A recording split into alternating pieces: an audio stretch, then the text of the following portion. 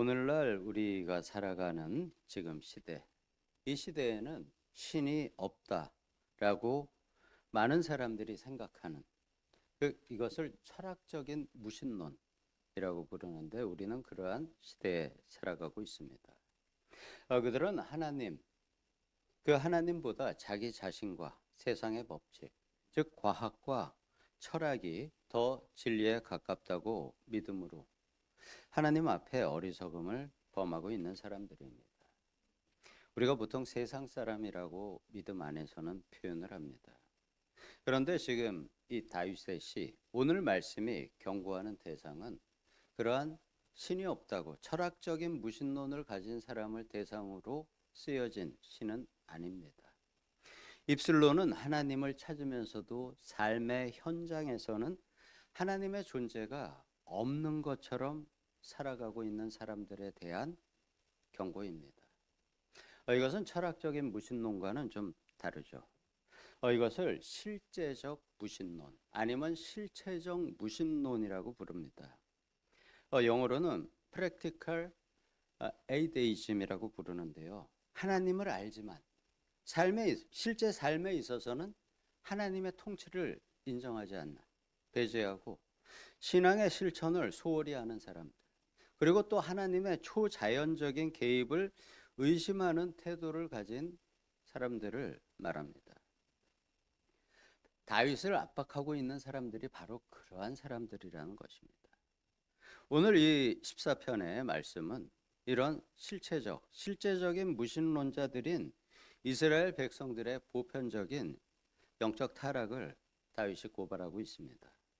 그러면서 다윗 자신은 절망적인 그 어둠에서 끌어올려 주실 유일한 소망인 시온의 구원을 노래하고 있습니다.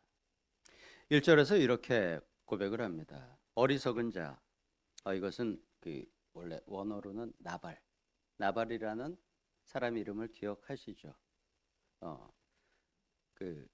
다윗의 처 중에 한 명이었던 아베가일인가요? 그의 전 남편. 예.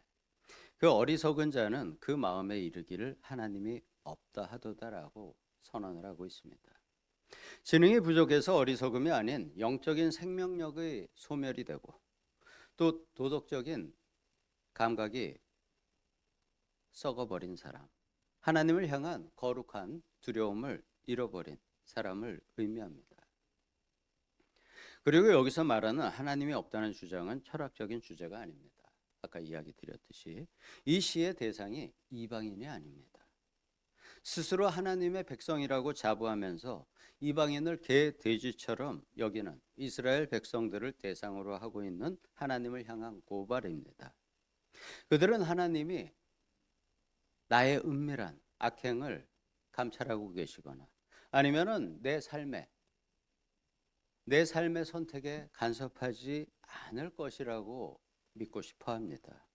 이것이 바로 실제적 무신론의 정체입니다.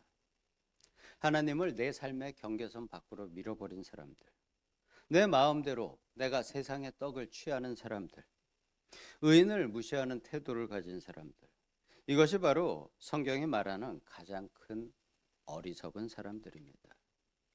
하나님 앞에서 정직한 두려움이 없는 삶, 그것은 이미 영적으로 시들어버린 어리석은 자의 길을 가고 있는 것입니다. 자, 2절에서 하나님께서는 높은 보좌에서 인생을 살피신다고 말씀합니다. 그렇게 하늘에 계신 하나님의 관점에서 바라보는 그 이스라엘 세상, 이것에 대한 다윗의 진단 결과가 조금 충격적입니다. 지각이 있어 하나님을 찾는 자가 있는가 보려 하신즉 선을 행하는 자가 없으니 하나도 없도다. 다윗 자신도 포함이 되어 있겠죠.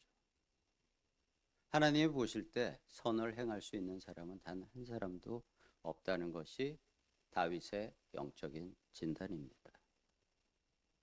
즉 이스라엘 백성들은 하나님 신앙의 올바른 궤도에서 완전히 이탈해서 살아가고 있는 것입니다. 바울 사도가 로마서 3장에서 이 말씀을 그대로 인용을 했습니다. 의인은 없나니 하나도 없다라고 선언한 그 선언은 바울의 진단과 다윗의 진단이 동일한 것이죠. 그것은 왜냐하면 우리 스스로는 하나님을 결코 찾을 수도 없고 우리 스스로는 우리를 구원할 수 없기 때문입니다. 우리 마음의 중심을 살피시는 그 하나님의 감찰 앞에서 나의 죄인됨, 그것을 정직하게 시인하는 것, 이것이 바로 하나님이 찾으시는 진정한 영적 지각의 시작입니다. 악인들은 하나님의 백성을 떡 먹듯이 삼킵니다. 약자를 압제하면서 죄책감을 느끼지 않습니다. 악은 언제나 자신의 포만감을 위해서, 자신의 배부름을 위해서 다른 사람의 희생을 당연하게 여깁니다. 가난한 사람들이 하나님만을 의지하며 정직하게 살아가려는 그 믿음조차도 그들은 비웃습니다. 보이지 않는 하나님을 의지하다니 그 얼마나 어리석은가 라고 오히려 조롱을 합니다. 하나님을 사랑하지 않는 사람들, 그렇기 때문에 이웃을 사랑하는 것이 아닌 그들로부터 이익을 취하고자 하는 사람들의 모습을 이야기합니다. 하지만 본문 5절에서는 그들을 향한 하나님의 반전을 다윗이 선포합니다. 거기서 그들은 두려워하고 두려워하였으니, 악인이 기고만장하는 바로 그 자리에 하나님이 의인과 함께 하신다는 사실을 그들이 깨닫게 될 것이고, 그 자리에서 그들은 공포에 휩싸여 일대가 있게 하신다는 것입니다. 하나님은 가난한 자들이 비웃음을 당하면서 걸어가는 그 믿음의 길에 유일한 피난처가 되어 주십니다. 세상의 눈으로는 의인의 정직한 고난이 미련해 보일 수 있죠. 미련해 보이게 됩니다. 하지만 여호와 하나님께서는 그들의 요새가 되어 주시고 그 어떠한 조력이나 압박도 그들을 해치지 못할 것이라 합니다. 하나님이 함께 하시는 믿음의 공동체, 그곳이 바로 가장 안전한 안전지대가 됩니다. 이는 단순히 교회를 말하는 것이 아닙니다. 진정한 믿음으로 하나 된 믿음의 공동체를 이룬 사람들에 대한 이야기입니다. 이 14편 시의 마지막 절은 이렇게 말씀합니다. 하나님의 구원이 시온에서 나오기를 원하도다 라는 탄식이 섞여 있는 찬양으로 마무리를 합니다. 이 구원은 우리가 스스로 만들어가는 것이 아닙니다. 구원은 오직 시온에서 나온다고 하죠. 여기서 이야기하는 시온, 하나님의 임재가 있고 하나님의 통치가 살아있는 곳, 그곳이 바로 시온입니다. 구원은 바로 오직 이 시온에서 나오게 됩니다. 그리고 이 구원이 바로 우리에게 예수 그리스도를 통해서 이루어졌습니다. 십자가의 고난을 통해서 죄의 결박을 끊어주셨고 부활의 세상을 열어주신 그리스도께서 우리를 죄와 사망의 포로됨에서 건져내어 주셨습니다. 그래서 우리에게 구원이 임하게 되었습니다.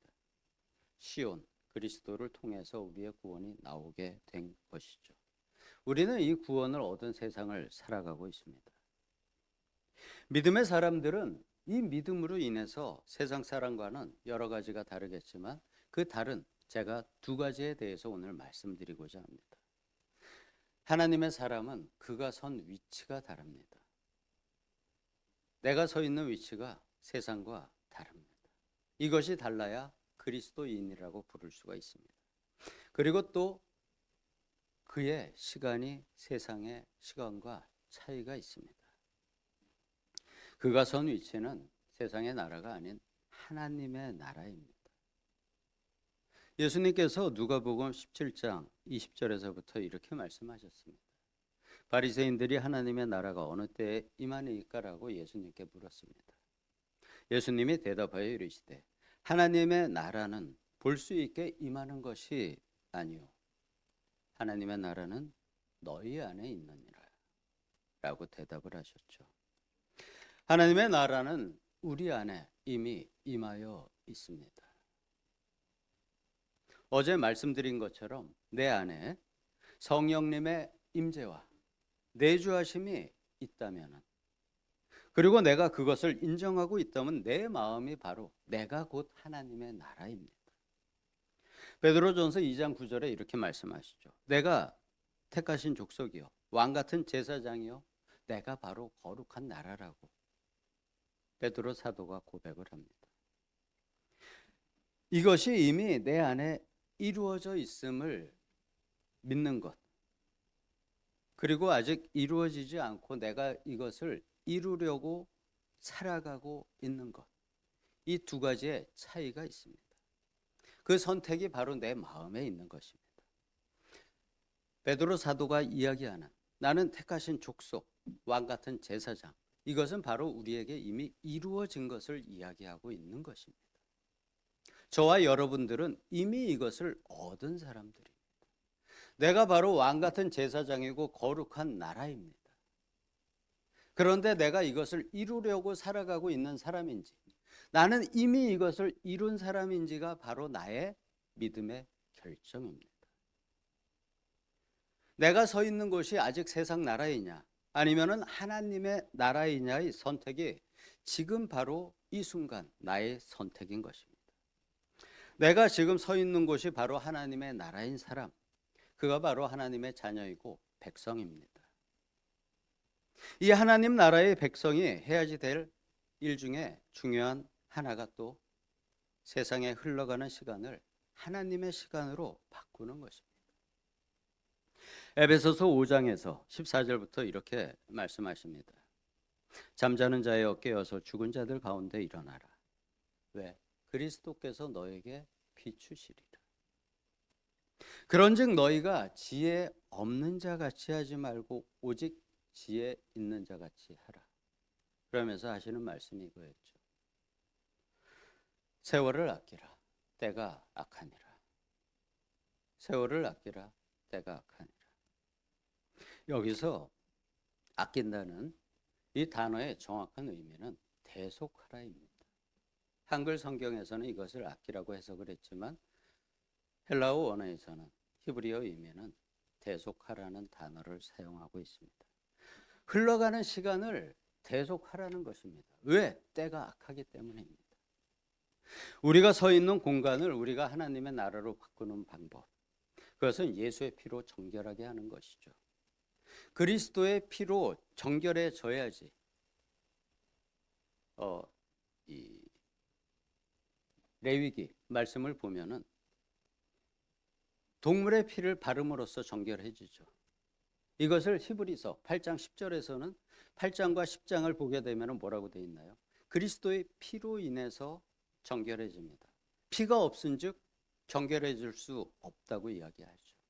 그래서 우리는 어떻게 기도합니까? 주 예수 그리스도의 이름으로 명하노니 그리스도의 피로 정결해질지어다 라고 우리는 기도를 합니다.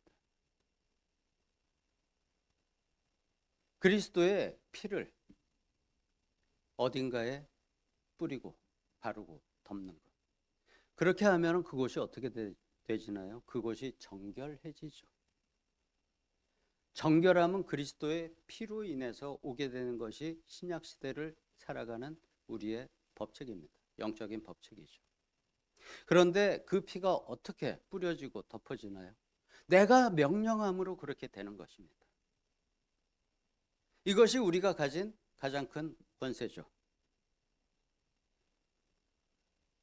그래서 우리가 어떠한 장소에 예수 그리스도의 피를 뿌리고 바르고 덮음으로써 그 자리는 정결해지는 것이고, 정결함의 의미가 무엇인가요?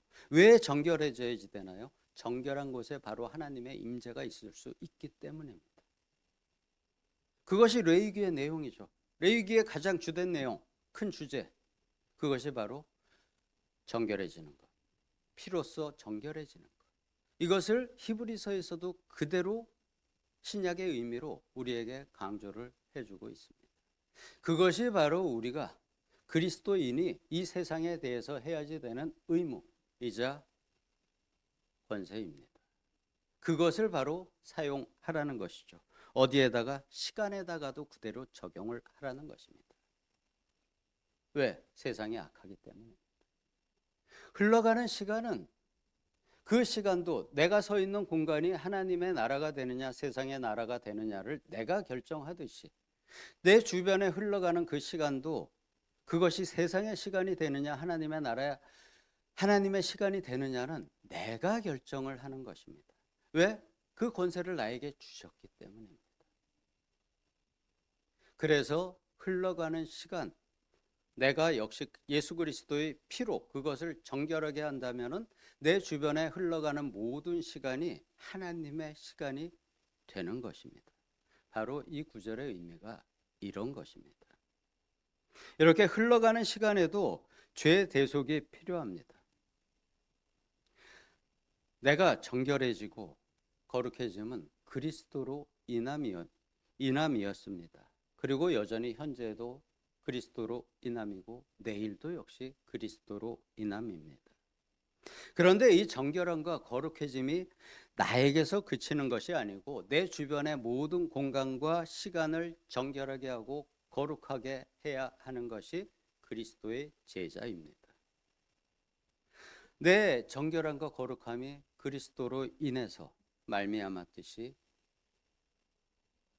그리스도의 거룩함을 세상에 선포하고 또 그곳에 그리스도의 피를 뿌리고 정결하게 해야 하는 것이 의무인 것이죠.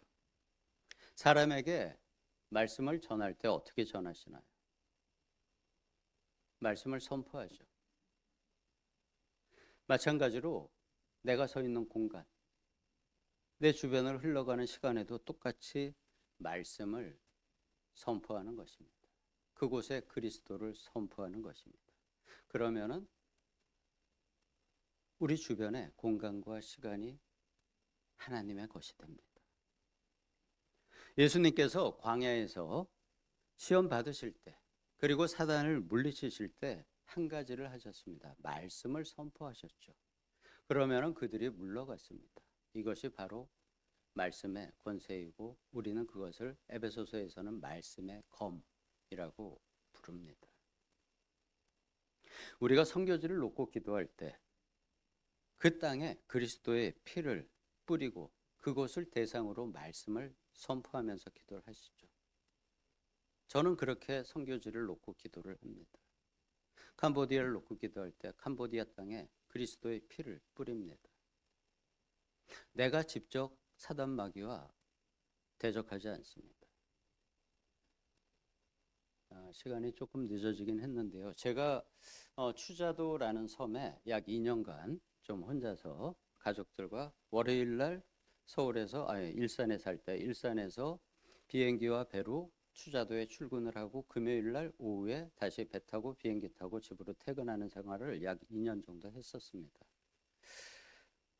그때 이제 추자도는 작은 섬이고 바다가 있고 또 산도 있고 그래서 밤에 그 산에 올라가서 이제 기도를 했는데 그때 티베트 지역을 놓고 많이 기도를 했었습니다. 근데 제가 그때 실수를 했고 알게 된 것이 있습니다. 제가 그 티베트 지역에 있는 영들을 상대로 싸움을 걸고 기도를 했었습니다. 그런데 그 결과는 비참했습니다. 그 어떤 정말 사단 마귀의 영에 묶여 있는 지역을 놓고 기도함으로 제 영이 상당히 피폐해지고 제 가정에 안 좋은 일들이 많이 생기더라고요. 근데 어떤 선교사님이 그러한 얘기를 하시는 걸 들었습니다. 그 시기에 저한테 얘기를 해주셨죠.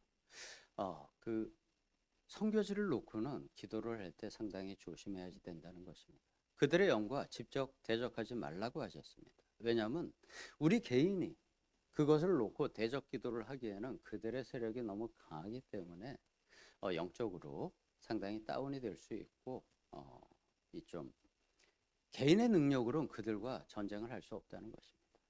그래서 그 땅을 축복을 해주고 그곳에 그리스도의 피를 뿌리는 기도를 하는 것이 좋다라고 이야기를 듣고는 그 다음부터 제가 선교지를 놓고 기도할 때는 패턴을 바꿨습니다.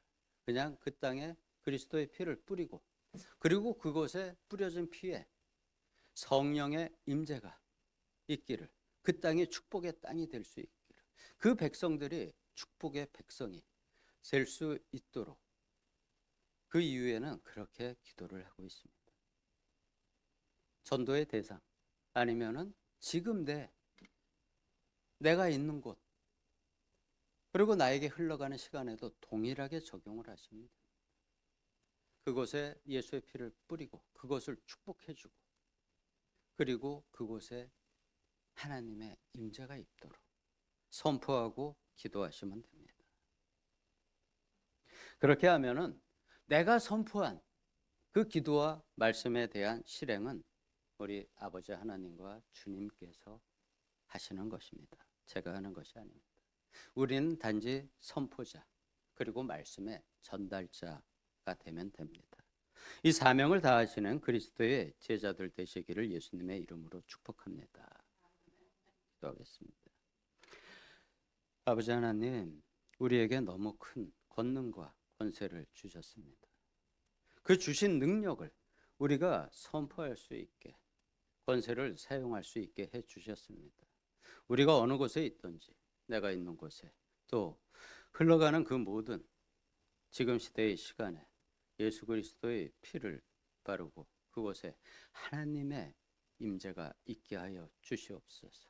우리가 그것을 선포할 때 아버지와 주님께서 그것을 반드시 이루어 주심을 믿습니다. 예수님의 이름으로 기도드리옵나이다.